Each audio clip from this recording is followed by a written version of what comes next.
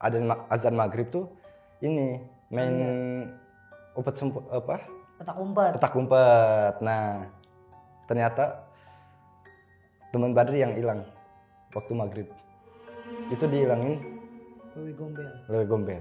Ditemuin lagi, ternyata si orang yang ngumpet itu dia dibawa ke situ danau, dan danau itu paling mistis di daerah Badri. Kalau Badri sendiri pernah diambil Lewe Gombel?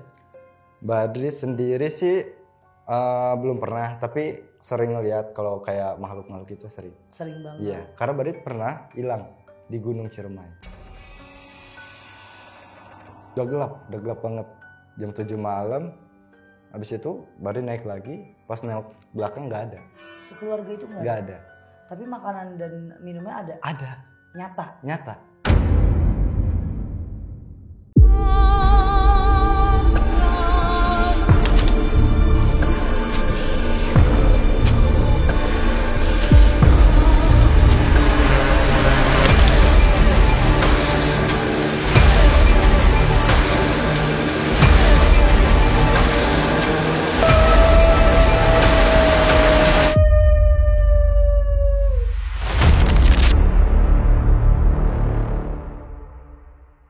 Assalamualaikum warahmatullahi wabarakatuh, sahabat mistis kumaha daramang. Alhamdulillah buat kalian yang lagi sakit, ya Allah biar angkat penyakitnya, disembuhkan, disehatkan, biar bisa beraktivitas seperti sedia kala lagi. Yang lagi kesusahan tentang finansial, keuangan, biar Allah angkat dari semua penjuru, biar balik lagi uangnya, balik lagi rezekinya, biar strata finansialnya oke lagi. Dan yang lagi banyak rezeki, bersedekahlah biar yang membutuhkan dapat juga lah sedikit rezeki dari kita. Dan buat kalian yang masih nanyain Teh hubunginnya kemana, mau ketemu Teteh bagaimana, mau chat untuk konsultasi penanganan, ngundang aku bagaimana. Nih ada 2 admin aku, chat aja. Ada admin Ririn dan ada admin Sasi. Kalau mereka belum balas atau slow respon banget atau udah 2 hari didiemin, chat lagi. Karena setiap video kan aku ngundang untuk kalian ngechat, dan itu banyak banget yang chat mereka. Belum dari sosial media, jadi tolong dimaklumi. Adminnya 2, yang nanyanya banyak, yang jawab cuma 1 doang. Karena semua pertanyaan dari kalian itu harus dijawab langsung sama saya, karena mereka gak ngerti tentang non medis. Dan buat kalian yang mau jadi narasumber, mau ikut syuting bareng sama aku di podcast aku karena punya pengalaman spiritual, terus jadi korban santet, telu, guna-guna, atau punya pengalaman mistis lainnya, sok kirimin biodata kalian, hubungi ke admin Uci. Jadi jangan sampai ketuker. Uci untuk narasumber, si Sasi sama Ririn untuk pengobatan. Dan untuk kali ini kita kedatangan bintang tamu atau narasumber. Siapa dia? Kita kenalan dulu. Assalamualaikum. Waalaikumsalam. Kenalin dulu dong ke orang-orang ini, ke sahabat mistis. Halo, nama saya Badri Tamim. Saya tinggal di Sukabumi. Orang Sunda bahasanya gak Sunda-Sunda amat. Emang iya ya? Gak kelihatan gitu ya? Kalau kita ngobrol nih Badri, iya. Kayak tadi aku bilang, kamu tuh kayak orang Batak malahan ngomongnya. Kebanyakan sih gitu, dia teman-teman bilang kau bukan orang Sunda, katanya lebih ke orang luar. Jadi kayak orang luar nemu di Indonesia kayak bahasanya tuh terlalu baku gitu. Iya. Gitu. Tapi emang kamu sehari-hari begini ngomongnya? Sehari-hari kadang Sunda. Tapi kalau sama orang Sunda, tapi kalau sama orang Indonesia, ya biasa aja gitu. Oke, lahir di mana? Aku lahir di Sukabumi di Pelabuhan Ratu. Di mana ya tuh, daerah mana? Daerahnya daerah Cikidang, yang jalur ini. Tahu kok. Aku kemarin dari Sukabumi. Oh iya? Ya kan dulu aku belajar di Sukabumi. Saudaraku ada di Sukabumi. Kemarin juga habis ada kematian. Aku takziah lewat Cikidang juga. Lewat Cikidang. Terus temanku mau pulang ke mana namanya? Ella di mana? Kayak daerah Sawarna lah sana. Oh, daerah Sawarna, iya. Tapi lewat Cikidang. Oh, lewat Cikidang. Dia lewat Cikidang, mau santai gitu iya. karena pulang kerja gitu. Tuh motornya nyemplung ke jurang. Perasaan dia tuh kayak ada yang nutupin mukanya dia. Iya. Kayak ada kabut gitu, kayak jalannya tuh lurus aja gitu kan. Untungnya cuma motornya doang yang terjun, dianya berbalik. Kalau semuanya ya wah gimana gitu kita kan. Kita tahu kan Cikidang tuh terkenalnya apa. Betul. Bagaimana kejadiannya kan selalu sama runtutannya begitu. Iya, aku sering mengalami kalau dari sana. Berarti kali ini kita nggak salah dapat narasumber. Kita cerita-cerita dulu sama Badri. Badri, kalau orang yang duduk di sini itu pasti punya pengalaman. Iya. Mau itu spiritualis dari dia, dari sekitarnya dia, keluarganya dia, pasti ada. Kalau Badri sendiri, pengalaman mistis yang menurut Badri tidak pernah Badri lupain, selalu keinget itu apa?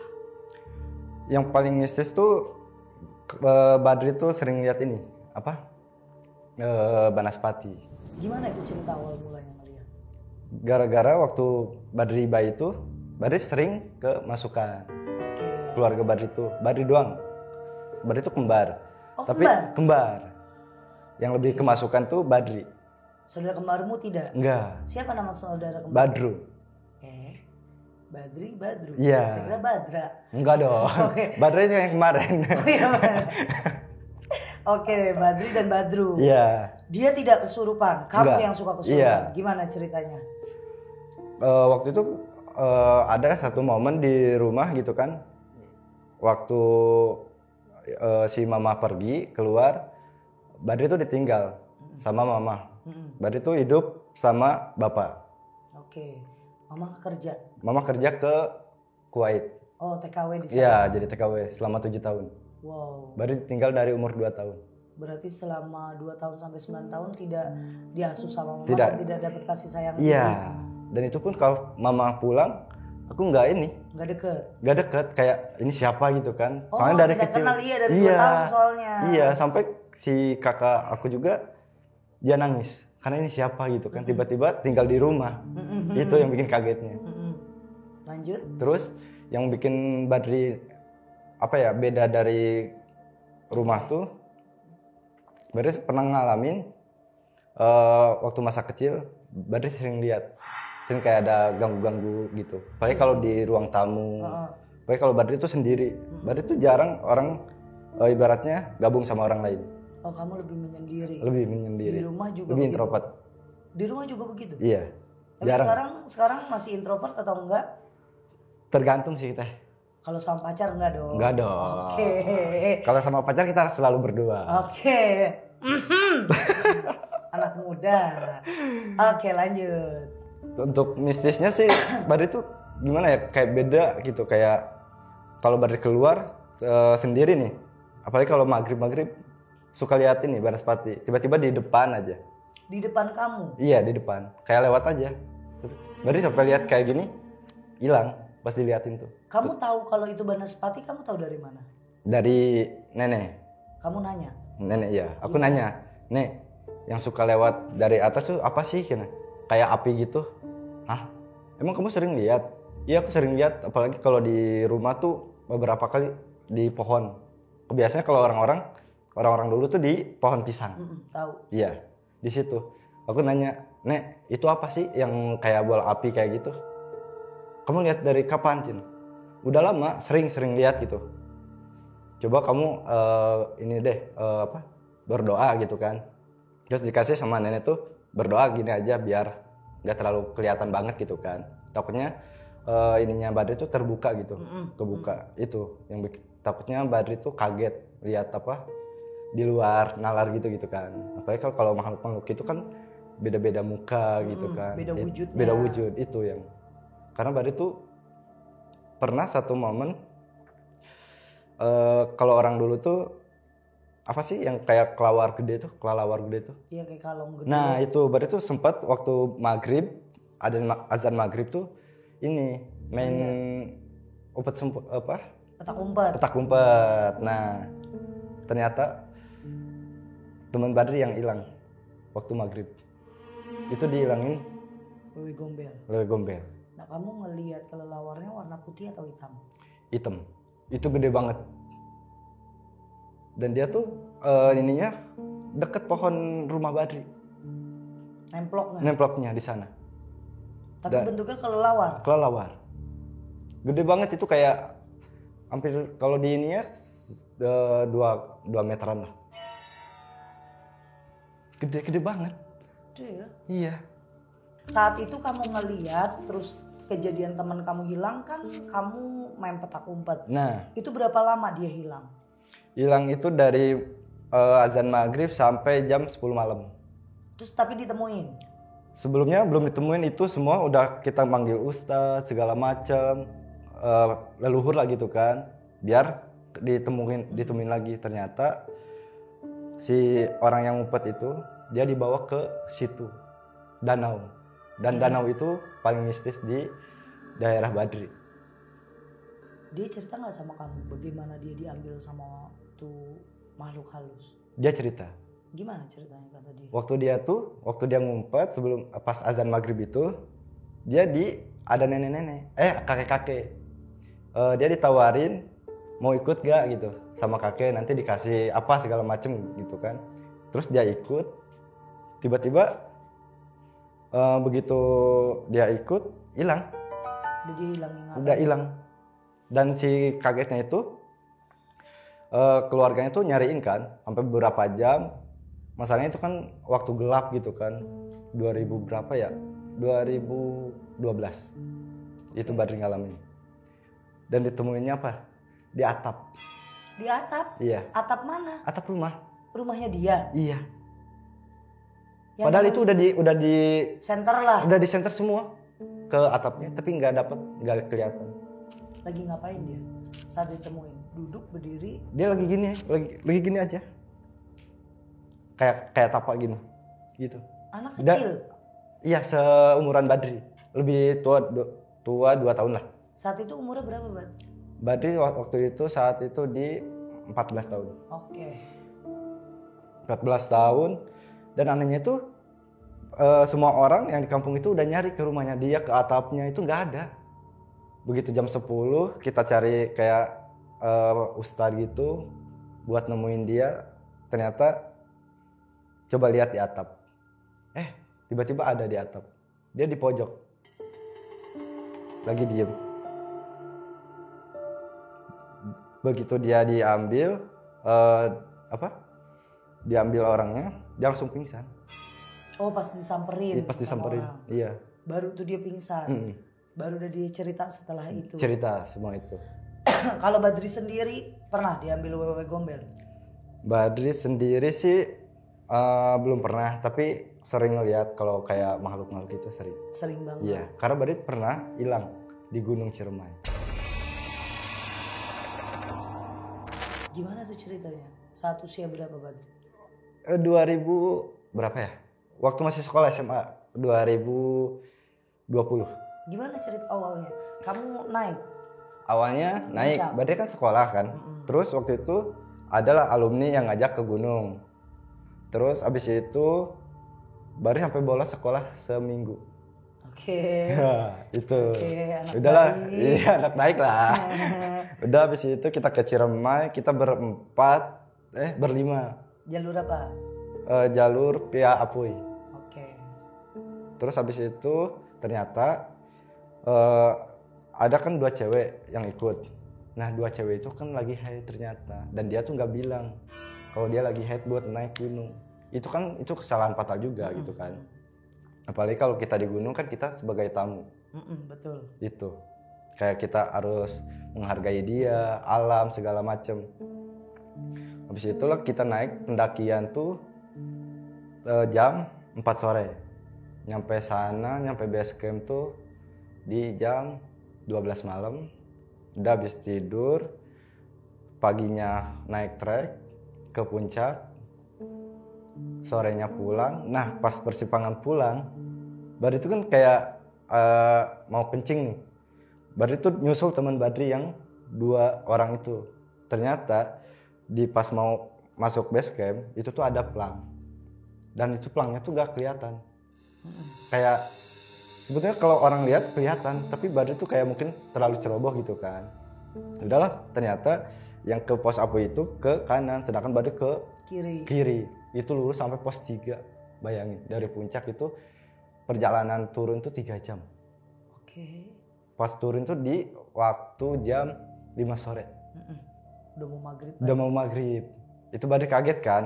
Lah kok beda gitu kan. Kayak tempatnya tuh beda banget. Kalau di hutan tuh kayak banyak akar-akar yang ke bawah. Nah habis itu adalah satu pendaki sekeluarga. Badri nanya, Pak mau tanya dong kalau buat ke pos Apoy kemana ya? Oh Dek jangan kesini, kalau kesini ini ke Palutungan, ini lebih lama gitu kan. Begitu ini Badri tuh dikasih ini minum kayak minuman kecil lah sama roti. Habis itu udahlah dikasih petunjuk. Itu waktu saat nyampe pendakian ketemu sekeluarga itu di jam 7 malam. Oke, berarti udah gelap. Udah gelap banget. Jam 7 malam. Habis itu baru naik lagi, pas naik belakang nggak ada. Sekeluarga itu nggak ada. Tapi makanan dan minumnya ada? Ada. Nyata. Itu baru makan dulu. Baru makan dulu, habis itu istirahat dulu. Pas lihat ke belakang nggak ada. Badri kaget kan, apalagi dengan kondisi Badri sendiri. Pikiran udah kemana-mana. Apalagi kan kalau Badri sebelum naik Ciremai itu, Gunung Ciremai itu kan Badri pernah dengar tentang mistis Ciremai kayak gimana gitu kan. Badri juga kaget tuh, udah stres. Ya pasrah aja gitu kan. Kalau Badri ketemu ya alhamdulillah gitu kan. Badri selalu berdoa gitu kan. Nyampe jam puncak lagi itu jam 11 malam. Itu padahal kamu udah ke puncak. Ke puncak. Iya, akhirnya Badri ke puncak. Iya, naik. Akhirnya kamu naik sendiri. Naik lagi sendiri. Sendiri. Nah, teman-teman kamu yang lain? Dia tuh langsung nyari porter buat nyariin Badri. Oke. Apalagi kan pas itu waktunya gelap. Takutnya Badri nyasar apa gimana, hilang itu. Terus gimana kamu di atas sendirian malam-malam gitu? Banyak banget sih teh, kayak banyak yang bisik, terus ada suara minta tolong. Karena di Gunung Ciremai itu dia ada tapak pantilasan gitu, dan ada gua namanya gua Walet. Itu orang kalau buat tapa buat segala macam di sana. Itu Badri tuh kayak udahlah, kalau memang Badri ada apa-apa ya terserah, pasrah aja gitu kan. Tapi Badri selalu berdoa gitu kan, semoga dilancarin buat kedepannya gitu kan. Semoga bisa dipertemukan sama dengan teman-teman. Ya kan? Badri yang inget tuh keluarga. Oke. Kalau Badri bilang keluarga gimana, dan itu nggak bilang ke keluarga. Oh, kamu nggak izin? Nggak izin. Itu kesalahan lagi. Nggak minta doa restu. Iya. Oke, terus kamu sampai akhirnya di perjalanan banyak nih rintangannya. Iya. Pas di puncak gimana? Kamu bisa nyampe puncak? Sampai puncak pun itu Badri banyak apa ya? Dan itu nggak ada orang pas di puncak. Iyalah, malam banget. Orang-orang udah pada turun semua. Tapi untungnya itu terang bulan. Oke. Jadi jalan tuh masih kelihatan. Iya, masih terang. Iya. Habis itu ternyata ada satu orang porter buat iniin Badri kan. Habis itu ketemulah sama porter itu, langsung dibawa ke base camp. Habis itu Badri cerita tentang mistis, nggak cerita di sana. Takutnya orang pada ya gimana lah. Jadi gimana pikirannya. Apalagi ada cewek, dan itu cewek itu kan lagi head. Itu lagi kamu halangan. Tahu mereka head itu pas mau naik atau pasti udah di base camp teh, nggak bilang. Soalnya kan kalau kita naik gunung tuh ditanya dulu dong, dalam kondisi sehat apa enggak, lagi halangan apa enggak itu. Dan dia tuh nggak bilang. Berarti pas base camp kamu pertama datang, kamu naik puncak bareng teman-teman. Iya. Pas pulangnya orang ke kanan, kamu ke kiri. Iya. Kamu ketemu sama satu keluarga pendaki, kamu malah naik lagi ke puncak. Berarti 2 kali kamu puncak. Iya. Keren juga loh, Dri. Ya gimana teh kamu ini? Itu nggak bisa cari jalan turun pulang? Ada. Atau gimana? Lewat lembah. Ada. Kamu takut? Takut teh. Apalagi kan di sana banyak binatang buas. Masih. Iya. Buas kayak lutung, macan itu masih ada. Ya namanya Palutungan. Iya, makanya. Udah ciri khasnya. Bener. Tapi trek kamu jalan nggak bikin kamu celaka kan? Enggak, alhamdulillah sih. Masih kayak dikasih perlindungan lah gitu kan. Dan pada itu beberapa kejadian di gunung tuh 4 kali kejadian. Apa aja? Salah satu. Gunung Ciremai, Gunung Gede Pangrango, Gunung Salak, sama Gunung Sindoro. Yang paling ekstrim? Paling ekstrim tuh di Gunung ini Gede Pangrango. Gimana itu ceritanya? Ada hal mistis di situ? Ada. Apa aja tuh Badri? Hal mistis di Gunung Pangrango itu karena dulunya kan dia menyangkut kayak apa sih? Prabu Siliwangi kayak gitu kan, Padepokan. Ternyata memang ada. Ada. Dan Kamu itu lihat? Badri lihat tuh suara kuda Delman. Oke. Begitu kalau jam 12 malam itu baru muncul suara Delman. Padahal itu kan di gunung dong. Itu ada, dan teman Badri tuh dengar. Oh, bukan kamu aja? Bukan Badri aja. Itu sampai awalnya mau 2 hari kan ngecamp di puncaknya. Itu 1 hari juga nggak jadi. Kita turun lagi ke bawah dan itu kondisi malam. Bayangin. Ya nggak mau bayangin, Dri. Saya muncak aja saya nggak berani. Oh ya? Saya jalan aja kayaknya capek. Nanti kasihan teman-teman lain. Iya, ngerepotin ya. Nggak berani karena Badri aja bilang sendiri kalau lagi muncak nggak mau berani ngomong. Dan banyak di sini kan sudah ada cerita lah dari pendaki-pendaki ya. Contoh kayak Bang Badru udah pernah cerita di sini kan. Beliau ini salah satu juga senior yang udah sering kan naik gunung, kan tahu fisik kita itu nomor 1 juga. Bener. Selain sudah pernah ataupun belum fisik ya, kalau misalnya saya jalan dikit aja saya capek sekarang, mana berani saya. Bener nggak? Bener. Kalau ngecamp pun nyari yang bisa ke tempat buat camp, landai gitu iya, kan. terus enggak, nyarinya yang bisa buat mobil. Jadi nyampe ke samping tempat camping udah langsung enak gitu kan. Lihat pemandangan. Pemalas ini. Aduh. Oke, Badri, Pangrango, Ciremai. Kalau yang lain yang aman. Aman sih, tapi apa ya waktu itu lebih ininya Badri tuh yang bikin sampai sekarang tuh ini Banaspati sih teh. Belum terpecahkan. Kenapa ya kau bisa? Iya. Itu di daerah kamu di Sukabumi saat itu. Sukabumi. Kemarin tinggal pertama di Sukabumi, terus tinggal di Gading Serpong, terus di Bandung. Kamu selalu ngeliat itu? Selalu.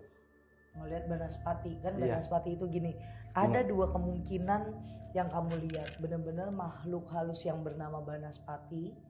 Ada yang namanya bola api. Bola api yang santet itu kan beda dengan Banaspati. Iya. Kalau Banaspati itu memang jin, memang jin ya, semuanya jin ya. Tapi kan kalau bola api itu kiriman teluh. Iya. Nah, ada yang mengartikan Banaspati dengan bola api bukannya sama aja teh, beda kerjanya mereka. Tapi ada yang disamakan, ada yang memang mengirimnya itu lewat Banaspati. Tergantung sama si empunyanya ini maunya ngirimin apa. Mungkin yang kamu lihat ini bola api yang mau dilemparkan ke orang. Iya, betul. Paham? Bola api yang sejenis seperti Banaspati yang ada di pikiran kamu ini, bola api yang sudah dipersiapkan untuk santet, teluh, guna-guna yang tertuju sama orang. Coba kalau saat itu pecah, bola apinya pecah, kamu bisa kasih tahu kabar ke orang yang kamu lihat rumahnya. Contoh, kamu ngelihatnya di salah satu komplek, dia pecah, kita telusurin rumah itu, kasih tahu.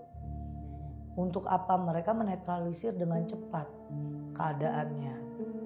Karena namanya kita orang Sunda, masih percaya dengan hal itu. Betul. Masih kita yakin kalau itu emang ada. Cuma yang namanya peperangan itu kan dibagi banyak. Ada peperang goib. Perang goib itu kan karena hati, sirik, iri, dengki, terus persaingan bisnis. Wallahu alam bisawaf ya.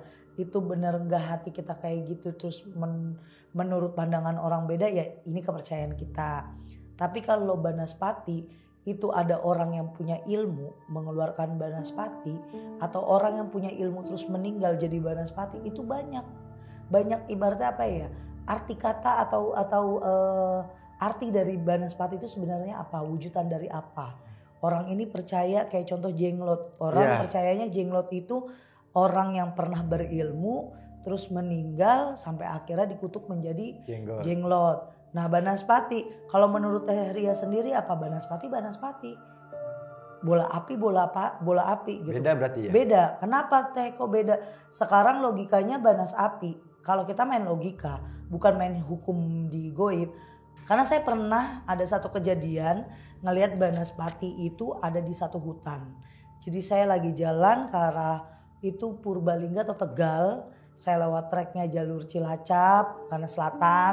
Terus pokoknya lagi muter lah. Oh iya. Dari ke Tegal terus ke Cilacap. Terus saya mau ke arah Kuningan. Kan itu jalurnya kita ke selatan. Nah ada di salah satu hutan, saya nggak tahu itu udah di trek di mana. Itu ada Banaspati, tapi dia tidak pecah. Tapi dia membakar satu pohon. Paham? Oh iya, paham.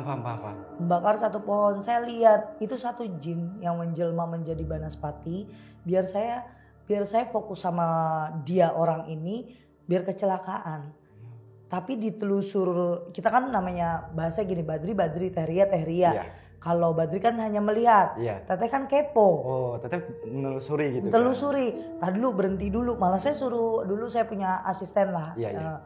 Saya suruh berhenti, bawa mobilnya, saya buka jendela, saya bakar rokok. Saya keluar bakar rokok. Saya samperin itu api yang di situ udah ngebakar satu pohon. Terus saya ambil pohon satu daun yang masih kebakar, itu saya jilat. Seberapa panas di lidah saya. Terus suami saya bilang, kamu aneh-aneh aja. Enggak, akhirnya saya tahu kalau di belakang hutan ini ada rumah dukun. Ada rumah orang berilmu lah. Ya. Karena dia melihat ada energi yang datang ke daerahnya dia. Dan kebetulan lepas dari hutan itu 10 menit itu rumah pasien saya. Jadi kan itu nggak jauh. Berarti nge-track. Iya. Dia tahu kalau ada, karena gini, mau itu dukun ilmu hitam atau kita spiritual praktisi, itu biasanya kan punya pegangan, punya penjagaan. Nah penjagaannya itu yang jadi pion, yang buat mata-mata. Iya. Nah, oh ini bukan, ini Banaspati biasa, saya gituin. Tapi saat saya ada di daerah Jambi, saya ngeliat bola api itu jalan, warnanya itu seperti cahaya di belakang kamu, lebih ke arah oranye ya, bola api. Nah, iya, gitu. Bola api naik tuh kayak kembang api lagi jalan. Iya, betul. Terus tiba-tiba cepret hilang. Itu baru guna-guna santet teluk. Baru itu sering kayak lihat itu. Kalau misalnya Banaspati, kebiasaan dia masuk itu membakar sesuatu, itu bisa jadi kiriman kalau udah masuk ke dalam rumah. Dia berarti nyerangnya lewat Banaspati. Jadi gini, kalau bola api yang tadi kita bilang warnanya merah korenan, dia jalan terus dia pecah, itulah yang akan jadi buhul di rumah kita. Yang nantinya kalau ada praktisi yang bisa memecahkan satu masalah di keluarga yang kena santet telu guna-guna itu, keluarlah ada paku, ada bungkusan yang isinya paku, rambut, gitu-gitulah. Itu semua permainannya, itu yang terjadinya buhul. Tapi kalau Banaspati biasanya kiriman yang langsung menghajar. Oh, langsung hajar kalau udah masuk rumah. Iya. Tapi biasanya dia itu hanya apa ya? Jin doang. Kebanyakan kayak orang camping ada di hutan, tiba-tiba ada gitu terus ngebakar pohon gitu kan. Ya pohon pisang ya, pohon-pohonan di situ. Itu nakutin sih. Oh, kayak buat nakutin aja gitu. Karena banyak juga ada YouTuber camping apa sering tuh ditakutin kalau di dalam satu campingnya dia, satu video dia lagi ada di hutan, ketemu ada api, terus tiba-tiba apinya pecah, terus ngebakar satu pohon, terus tiba-tiba tek hilang. Itu jin di situ. Cuma menyerupai apa ya kan tidak terlihat, terdeteksi sama kamera. Benar. Nah dia biasanya tinggi besar seperti ala-ala genderuwo. Cuma kalau genderuwo kan full bulu, kalau ini enggak. Jin pada umumnya kayak buto ijo. Iya. Kan kalau buto ijo ya udah ketahuan buto ijo. Ijo warna ini enggak. Hitam ya kayak raksasa, cuma matanya merah. Tuh. Ngeri juga ya. Kebanyakan juga kalau kita perang sama dukun-dukun ilmu hitam, Badri, itu juga mereka mengeluarkan Banaspati. Biar apa, kita takut untuk membersihkan si korban ini gitu. Nah kalau Badri sendiri setahu Teteh juga kamu ada keluarga di Baduy ya? Iya, nenekmu dulu. Nah makanya kamu itu kental dengan Sunda. Dengan Sunda. Terus udah kayak gitu kamu juga sebenarnya sensitif, tapi kamu tidak tahu cara menggunakan itu gimana. benar. Nah kalau sekarang nih, Teteh balik tanya, setelah umur kamu sudah mungkin 20 tahun, apa masih pernah ngelihat itu bola api terbang? Pernah. Kemarin waktu sebelum ke Jakarta masih. Masih? Masih. Ya sekitar 1 bulan. Ngelihatnya di mana itu? Itu di depan gedung sate. Itu ke hotel. Oh ke arah hotel? Ke arah hotel. Oke. Dia pecah kan? Pecah. Kayak kembang api. Iya, hilang itu. Iya. Ya itu pelemparan bola api buhul. Oh. Jadi mungkin kita bahas gini, kemungkinan karena kamu kan itu di salah satu penginapan ya. Mungkin targetnya sedang ada di situ atau bisa jadi persaingan hotel. Wallahu alam lagi balik, kita nggak tahu karena aku juga nggak bisa, maksudnya aku nggak ngelihat langsung titiknya ada di mana. Karena pernah dalam waktu aku zaman jahiliyah dulu jadi dukun santet, aku pernah nyerang saat dia tinggal di apartemen. Orangnya itu tinggal di apartemen. Gini, kita dikasih foto, kita dikasih nama, kita dikasih tanggal lahir, kita mau nyerang orang, kita mau ngerjain orang, kan kita nggak tahu orangnya ada di mana ya, bener nggak? Ya kita main lempar aja, siapapun yang ada di dekatnya dia atau dianya langsung dimanapun ya kena, kecuali dalam keadaan lagi sholat, lagi ibadah gitu. Nah Badri, pernah nggak ngalamin sakit kena magic gitu, ilmu hitam? Untuk magic sih Badri belum, tapi kakak Badri. Siapa itu? Bukan kembaran kamu? Bukan, yang pertama. Kenapa? Dia waktu itu kerja di salah satu kampung. Dia kan motong ini pohon-pohon. Itu ba'da maghrib. Terus? Kalau maghrib mulu lagi kerja? Iya. Habis maghrib, sebelum maghrib gitu kan, ba'da maghrib dia habis potong kayu, tiba-tiba dia tuh nggak sadar. Dan itu pun nggak sadarnya berapa hari teh? Hampir 1 hari lebih. Itu cukup lama juga kayak orang koma. Iya. Tapi masih ngomong, tapi bukan dia, bukan disebutnya tuh kalau bukan jasa bukan. Oh, bukan dirinya dia bukan yang dirinya ngomong. Dia, iya, tapi orang lain. Terus pas sadarnya dia ngomong apa? Pas sadarnya itu Badri bawa orang yang di Jampang. Oke, di Jampang Surade. Jampang Surade, Badri bawa orang buat nyembuhin kakak. Dan anehnya itu orang Jampang tuh suruh bawa kain kafan. Oke. Sama ayam kampung. Oke. Dan ayam kampung itu disembelih terus dikubur di belakang rumah sama di depan rumah. Berarti 2. Dan Badri tuh nggak tahu kan waktu dulu tuh untuk apa gitu kan.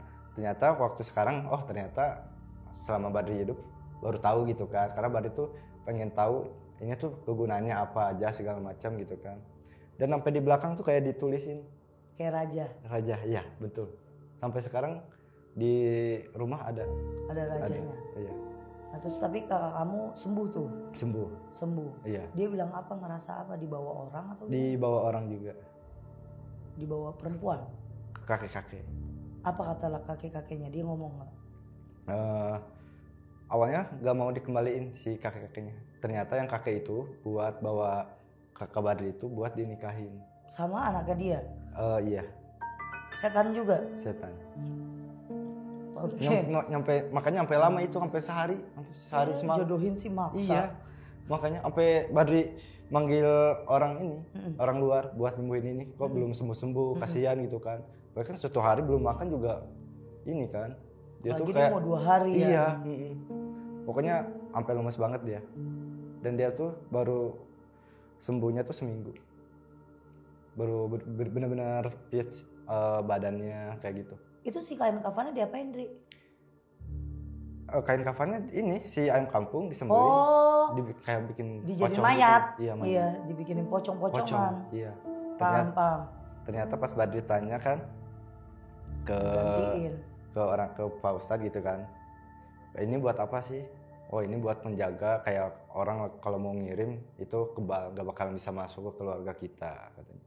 Sampai sekarang masih gitu, masih dan ada itu sih. Gantiin namanya Badri. Oh, mau gantiin. Jadi daripada kakak kamu yang dibawa, yaitu nyerahin itu, 2 makanya. itu. Sampai sekarang tuh sampai si kakak yang cowok itu pernah ini kencing darah. Habis kejadian itu atau sudah lama? Sebelum. Oh sebelum kejadian itu Iya. malah. Kencing darah? Iya. Ke dokter? Ke dokter tapi nggak ketahuan, nggak kedetek ini apa penyakitnya. Itu Oke. sampai 2 kali. Sembuhnya gimana? Sembuhnya dia mungkin udah pasrah gitu kan. Terus mau ngapain lagi, ya udah mungkin dia sekarang lebih ini sih, rajin ibadah ini. Emang kenapa dia gara-gara dia bisa kencing darah? Salah kencing atau gimana? Apa dikerjain orang? Kayaknya dikerjain orang. Jadi ada satu ceweknya kakak tuh dia nggak mau sama orang lain dianya. Dan dia tuh mungkin kayak iri, dengki gimana, dan dia tuh kayaknya mungkin Oh si si cowok yang suka sama pacarnya kakak kamu, iya, nyerangnya abang kamu lah. iya, Oke. itu. Padahal sama-sama orang Sunda. Makanya. Dan di Kampung Badri itu sampai sekarang masih permainan. Ya masih lah. Masih sampai sekarang. Kemarin tuh ada keluarga Badri kan cerita ternyata ada satu deket lah, bukan saudara gitu kan. Dia punya usaha dan ada orang jahil.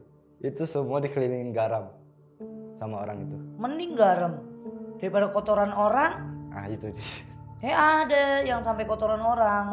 Ada. Jadi kalau orang yang punya usaha, punya rumah makan, punya ruko, tiba-tiba atau rumah pribadi, tiba-tiba ada kotoran orang, itu harus hati-hati loh. Itu salah satu juga bukti kalau kita mau dikerjain sama orang. Walaupun kita udah bersihin, kita rapihin, bukan tainya yang bikin masalah di situ, bikin bau, enggak. Bukan. Itu ada satu medianya dia pakai kotoran biar sama sekali bangkrut krut. Atau kalau bikin rumah panas, sakit-sakitan, pengennya itu malah mati. Dan itu biasanya orang-orang yang pakai ilmu begitu, yang pakai kotoran manusia, itu sudah tidak lagi milikin rasa kasihan, udah. Dan itu fair-fairan karena kan malam-malam dia ngelempar tai. Iya, yang makanya. disuruh, apalagi garam, mendingan garam. Coba rumah lu tiba-tiba buka pintu ada tai orang. Nah, tai ayam sih mending lah, orang berak depan rumah ngapain. Gitu kan. Nah, iya, itu yang bikin. Terus sama saya punya kejadian, saya punya sahabat orang Bogor. Iya. Dia punya sepupu Badri, dia perjalanan dari rumah ke Jampang Surade. Oh iya. Jadi calonnya dia orang Jampang lah. Kamu tahu deh daerah Jampang Surade kayak gimana. Pulang dia nggak sengaja kencing, Badri. Oh nggak sengaja kencing. Nggak sengaja nih kencing. Dia bilang itu semak-semak biasa. Ternyata di balik pohon, kalau kita bilang pohon jamblang, di belakang pohon jamblang itu ada kuburan, tapi memang kuburan udah rata, cuma ada patokan batu doang. Iya. Dia nggak ngeh kalau di situ tuh kuburan. Dia kencing. Itu barangnya, kalau terserah deh mau nanti editor mau sensor kayak enggak, bijinya dia itu gede sampai. Jadi satu. Gede ngebengkak gini kayak orang burut. Oh iya. Kayak buah lontar gede banget. Nah datenglah ke rumah saya. Ya saya ketawa dulu sebelum kasihan, saya ketawa karena apa, dia pakai celana gede banget kayak bawa buah lontar, kayak buah kelapa gitu kan. Terus teteh mah ketawa, ya saya manusiawi yang ngeliat lucu aja gitu. Sini deh, lo kencing di mana, lo ini di mana nih? Masih dipegangin sama setannya, diginiin, diremet tuh barangnya. Karena sampai ke batangnya itu bengkak. Nah dia ternyata sebelum ke saya dia udah ke dokter. Ternyata nggak kenapa-napa, tapi dokternya untungnya dokternya langsung ngomong, Bapak dari mana, kenapa, ini udah dikasih minum obat ini tuh harusnya 2 jam udah mulai ada reaksinya. Dan ini kita tes lab, cairan yang ada di alat vital si Mas ini udah dirapihin kan, udah dilihat, dicek lab ini segala macam, nggak ada penyakitnya. Karena udah di lab berjam-jam udah dapet hasilnya nggak ada apa-apa, dia nggak kuat dia ke rumah saya, tapi saya nggak berani megang. Akhirnya saya bikinin air, saya suruh basuhin ke alat vitalnya, terus diminum. Mulai tuh nggak langsung, sejam kemudian mulai agak adem. Tadinya kata dia panas, udah mulai agak adem. Terus akhirnya saya nyuruh si saudaranya kan teman saya nih, nih gue udah digodok, saya godok lah salah satu ramuan saya, suruh dibasuhin terus sama diminum. Nggak langsung, tapi 7 jam kemudian langsung kempes. Oh, sampai. Langsung kempes. Tapi kempesnya dengan sempurna. Oh. Tidak luka satupun atau tidak kekurangan Lecet nggak ya? satupun. Ya. Jadi kalau saya kadang-kadang mikir gini, dunia ini itu apa ya, penuh dengan teka-teki dan nggak bisa kita pecahin. Karena kadang pemecahan satu dengan yang lain kan beda persepsi, beda pendapat. Benar. Kayak Badri sendiri. Mungkin setelah saya ngomong tentang persepsi saya, Banaspati itu apa, bola api itu apa, perbedaannya apa, ada kontroversial di bawah nanti di komen. Pasti teh Banaspati itu ini, bola api itu ini, gini. Berarti kita kan di sini namanya sharing ilmu. Iya, betul. Biar mungkin saya malah yang nggak tahu, kalian ada yang lebih tahu detailnya apa. Karena saya jujur saya nggak pernah main Banaspati. Karena saya tidak tertarik dengan Banaspati. Yang saya tertarik dengan tabungan nas. Tabanas. Biar dapat duit. Polos ya. Pelus, benar. Saya nggak pernah belajar untuk saya jadi bisa menguasai satu ilmu Banaspati atau kebanaspatian atau apa. Yang saya tahu kalau bola api terbang itu pengiriman buhul dari seseorang untuk orang yang dituju. Jadi kalau Badri sendiri, pengalaman Badri ini sebenarnya ada turunan. Badri itu punya turunan yang cukup kuat di badanmu. Tapi Badri ini kan karena bukan tipikal anak yang suka banget ngedalemin ilmu-ilmu seperti itu atau ilmu spiritualis. Jadi ya udah, yang penting gue cukup tahu, cukup paham. Kamu malah lebih banyak nanya bukan sama keluarga, sama orang lain sambil ngobrol. Kalau kamu bukan tipikal yang kayak orang masuk sekolah jam sekian sampai sekian belajar, kamu nggak suka itu. Gak suka. Kamu aja suka bolos minggu. Tapi dari sini oke, turunan kamu bagus banget. Kamu notok banget Sundanya, kejadian kamu juga udah cukup ekstrim juga. Cuma kamu harus diasah kalau kamu mau mengasah. Kalau tidak mau ya cukup ibadah. Karena asahan itu ujung dari orang udah punya kodam, punya kodim, kodom, wah apalah segala macam itu isian dari ini. Kalau nggak sembayang apa gunanya gitu. Terus kalau nggak digunain untuk yang baik ya apa gunanya juga. Nah kalau Badri sendiri, Badru dah tuh. Nah kalau Badri sendiri ada yang mau ditanyain lagi? Atau mau diceritain? Nah, antara kita bisa buat ngasahnya tuh gimana sih Teh? Kalau untuk ngasah, kamu tergantung kamu mau ngasah tentang kesensitifan kamu atau sensitifnya ini sensitif badan, perasa atau mata, atau malah kamu mau ngasah biar kamu tahu itu makhluk, terus caranya biar nggak kesurupan, caranya biar nolongin orang. Nah tergantung apa yang kamu mauin. Kalau kamu nanti udah mendalami hati kamu, karena kamu akan bisa mendalamin ini sedalam-dalamnya kalau usia kamu udah 30 tahun. Kalau sekarang lu pacaran aja masih labil. Iya. Lu ngomong di sini aja masih deg-degan lu sama gue. Iya. Bener. Masih au. Fasehin dulu, tekenin dulu, yakinin dulu kalau memang ini ada gunanya dilakuin, kalau nggak ada. Kalau misalnya Teh, aku cukup mau tahu kalau misalnya rasa sensitif itu, ini orang jahat, ini orang baik, ini orang jahat, ini orang baik, itu bagaimana? Yang namanya manusia itu kadang tidak bisa dibaca dengan satu tangan. Contoh, kita jabat tangan. Iya. Kadang nggak kebaca nih jabat tangan hari ini. Karena apa? Awal perkenalan itu selalu baik, giliran di ujung kadang menyakitkan. Benar. Atau balik lagi kata Bang Napi, kejahatan terjadi bukan karena ada niat pelakunya, karena ada kesempatan. Waspadalah. Nah, jadi kan kita harus tahu yang namanya kebaikan sama kejahatan orang itu tidak bisa dibaca saat itu juga, tapi karena perjalanan. Nah, mau diasahnya yang mana? Yaudah Teh, biar aku bisa setidaknya kalau ada orang yang kesurupan, aku bisa nolongin, atau pas lagi posisi mendesak, aku bisa nolongin. Oh ya, nanti aku kasih tahu caranya gimana. Tapi siapkan dulu mentalmu, hatimu. Kalau memang udah siap, udah yakin, baru kita jalani. Yang penting tidak keluar dari syariat Islam, tidak melenceng kemana-mana, tetap jalannya lurus, dipakai untuk yang baik, nggak usah dipakai kalau itu buat jalannya buruk. Ada lagi? Oh ini mau nanya satu Apa? lagi. Kalau Badri kan orangnya suka koleksi barang dulu, kayak Gucci, foto Soekarno kayak gitu kan. Kolektor gitu kan. Nah adalah waktu itu sebelum Bapak meninggal, ada tamunya Bapak ngeliat ke tempatnya Badri, studio gini lah, studio. Dia tuh lihat topeng Karena Badri sering koleksi topeng kayak gitu. Dia tuh ngelihat sampai dia bilang ke bapak, anakmu ngapain koleksi barang-barang kayak gitu? Auranya udah beda banget. Tapi kan Badri kayak namanya orang nggak tahu gitu kan, masih awam. Ya Badri ya selagi ada di situ Badri rawat juga gitu kan. Ya dibersihin, dirapihin. Tapi temannya bapak tuh sempat bilang, kalau bisa itu anakmu gak usah koleksi barang kayak gitu. Bahaya juga, takutnya ada yang naruh di sana, orang yang gak dikenal bisa main ke sana terus naruh ini di sana. Itu yang bahaya katanya. Tapi sampai sekarang biasa aja kan? Biasa aja gitu kan. Udah. Kan balik lagi gini, kalau kita menyukai sesuatu memang didasari dengan hobi, cinta, kasih, sayang, menghargai, itu insya Allah jadinya baik. Kayak ya? contoh nih, Teh, lo gak capek? Kan lo ngobatin orang. Nah emang lo gak takut?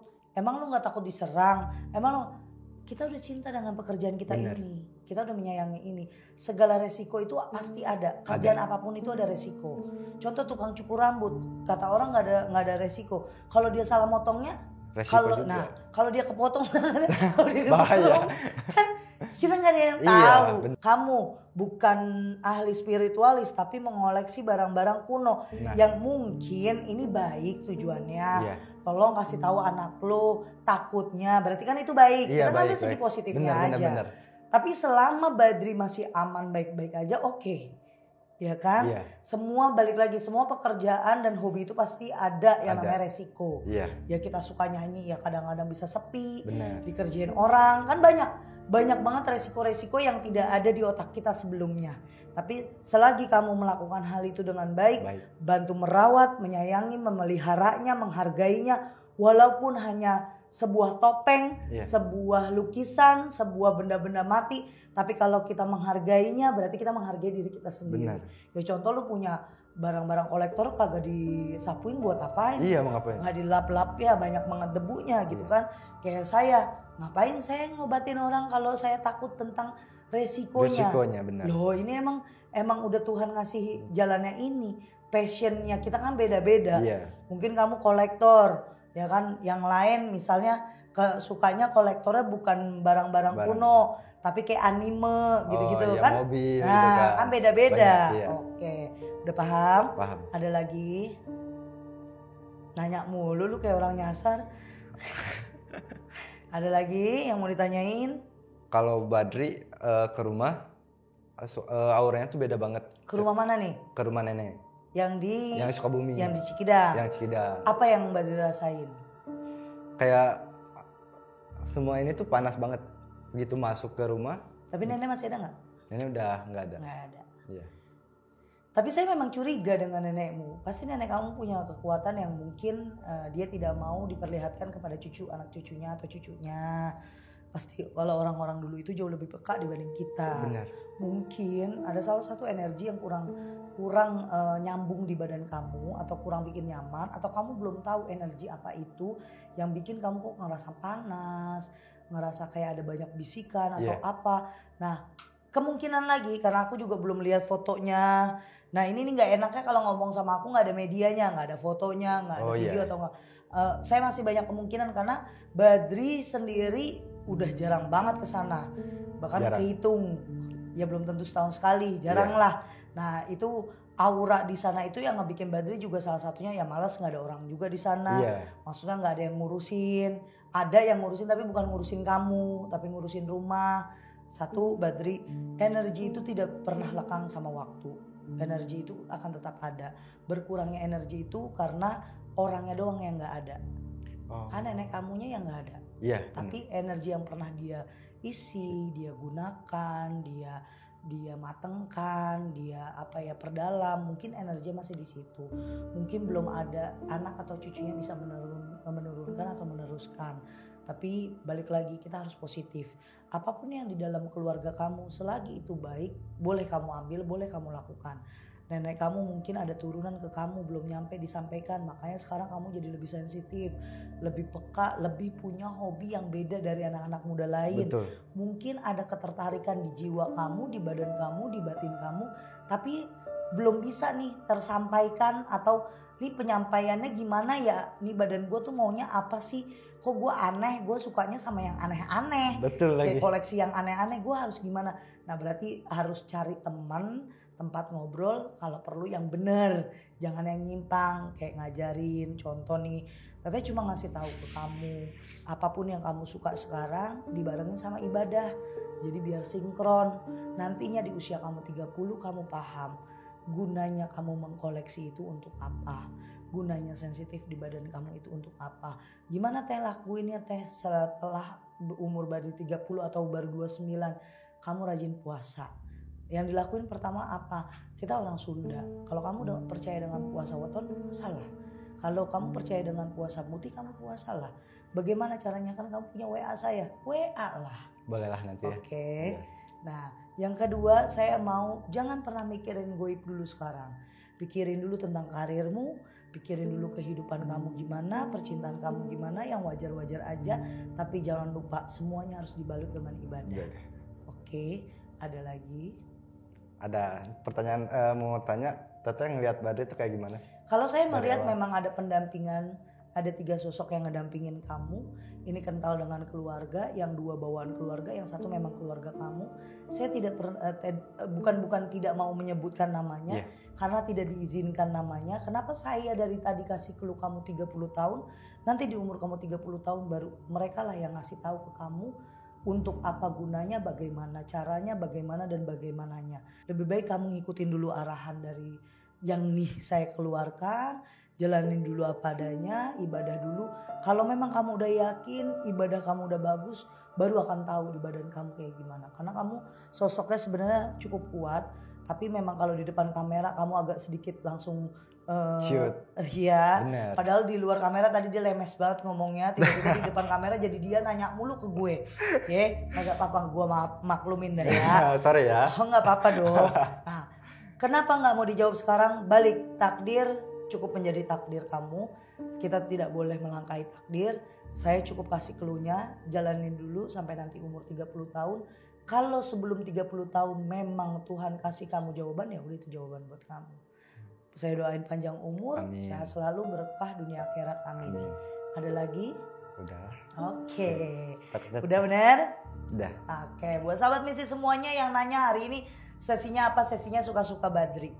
Betul. Nah, buat kalian semuanya yang pernah punya pengalaman kayak Badri, bingung, nih punya hobi atau punya kepekaan, punya pengen tahu kodam kalian apa, pengen tahu isian leluhuran kalian kayak gimana, leluhur kalian dari mana, lebih baik ibadah aja dulu.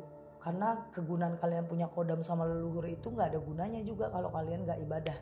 Makanya setiap di sini yang komen, Teh tolong lihat dong pendamping saya apa, untuk apa. Saya balik lagi nanya, saya nggak mau jawab karena kebanyakan orang-orang yang nanya kayak gitu cuma pengen tahu ke badannya dia. Iya katanya teman saya ngelihat saya ada macannya ya, terus kalau ada macannya mau dijadiin sirkus. Kan enggak ya kan. Terus kalau badan lo ada singanya atau macan atau elang atau apa, kaya raya kan enggak juga. Yang penting kita duit, doa, usaha, ikhtiar, tawakal. Betul. Itu aja yang dipikirin. Baru kita cari tahu apa yang ada di badan kita. Karena sejatinya yang di badan kita yang tak terlihat ini seperti kodam, leluhur, itu hanya semu. Yang asli itu keimanan kita, keislaman kita, pikiran kita, hati dan perbuatan kita bagaimana. Itu yang akan kekal. Apalagi kalau kita gak punya iman, tuh kekal banget tuh, diinget terus sama Allah tuh. Gak punya iman gitu. Jadi jangan pernah mikirin dulu tentang kekuatan yang ada di badan kita seperti apa, goibnya, kodamnya bentuk apa, leluhurnya macam kayak gimana, terus jagain gue enggak, ini enggak. Yang bisa ngejagain kita cuma Allah, yang bisa jaga diri ya kita sendiri. Oke? Balik lagi, ibadah aja udah. Ya, kalau kita udah sayang sama ibadah, suka sama ibadah, hobi sama ibadah, segala sesuatu yang jadi pertanyaan di hati kita akan dikasih jawabannya sama Allah. Terima kasih buat hari ini sahabat misi. Sekali lagi yang mau nanya mau konsultasi, penanganan, chatnya belum dibales, terus jawabannya belum dibales, tolong chat ke admin Sasi, ada juga admin Ririn. Dan yang suka nanya, ngomel, ngedumel, teh kenapa sih kalau ke rumah saya teteh mahal banget, nggak bisa, rumah antum di mana? Kalau rumah antum ada di luar kota, kayak contoh di Kalimantan, Sumatera, terus Sulawesi, terus sayanya naik apaan? Burung terbang, kabel, lewat kabel udah kayak tupai, kan enggak, pasti ada kendaraan. Nah itu saya selalu mau bicara begini, saya mau fair-fairan ya, kalau kalian ngundang saya harus tahu untuk tol, bensin, bagaimana saya kesananya, harus dipikirin. Karena apa, yang namanya mau berobat ikhtiar harus ada usahanya. Kalau kalian sendiri tidak menghargai orang yang mau menolong kalian, kalian nanti nggak dihargain sama orang lain ya. Sering banyak banget yang marah-marah sama saya, mahal mau ngundang Teh Ria. Lah saya mah lihatnya apa, ya tol bensinnya aja, hitung aja sendiri ya kan. Saya mah baik. Karena kenapa coba, kalau bayangin jadi saya ngurusin banyak orang, saya dituntut sama satu orang doang, saya dihina sama satu orang, kan kasihan yang lain-lain. Makanya saya nggak pikirin. Kalau kalian mau ada chat, konsultasi, marah-marah belum dibales, marah-marah belum dijawab, chat lagi ke admin saya. Karena apa? Kami ini semua manusia, tempatnya salah, tempatnya hilaf, tempatnya lupa ya. Mohon maaf kalau ada kesalah kata dan ucapan dari saya, tim saya, admin saya. Dan untuk kalian yang mau jadi narasumber, hubungi Uci, ini nomor teleponnya. Sampai ketemu di video selanjutnya. Assalamualaikum warahmatullahi wabarakatuh.